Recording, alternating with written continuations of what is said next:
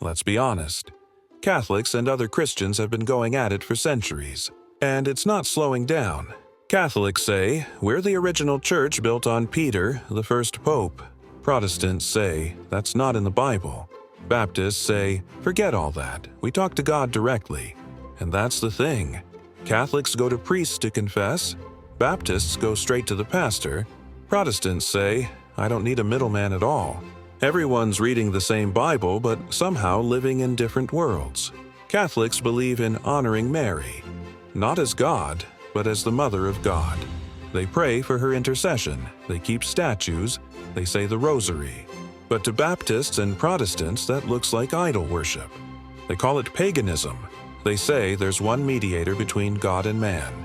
And it's not Mary, not the saints, not the priest. It's Jesus. Then Catholics fire back, saying Protestants stripped away the sacred. No reverence, no depth, no tradition. They look at Baptist churches and see noise and pride. Protestants look at the Vatican and see power and rituals that replaced relationship. It's like everyone's fighting over who owns Jesus, when none of us do. Catholics say faith plus works. Protestants say faith alone. Baptists say faith that produces fruit. And somewhere in the chaos, the actual gospel gets buried under centuries of arguments. Here's the truth that nobody wants to say out loud. Every group thinks they're re-leading people to God, but a lot of times they're just defending their brand of Him. Catholics point to the early church and say, we never left. Protestants point to Scripture and say, you added too much.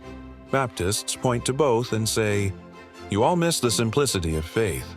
And maybe, just maybe, everyone's half right and half blind. Because the goal was never to build the perfect denomination. The goal was to actually live like Christ, to pray, forgive, and love people who don't think like you. But today, we treat other Christians like competition. So who's got it right? The Catholics with their devotion, the Protestants with their freedom, the Baptists with their boldness.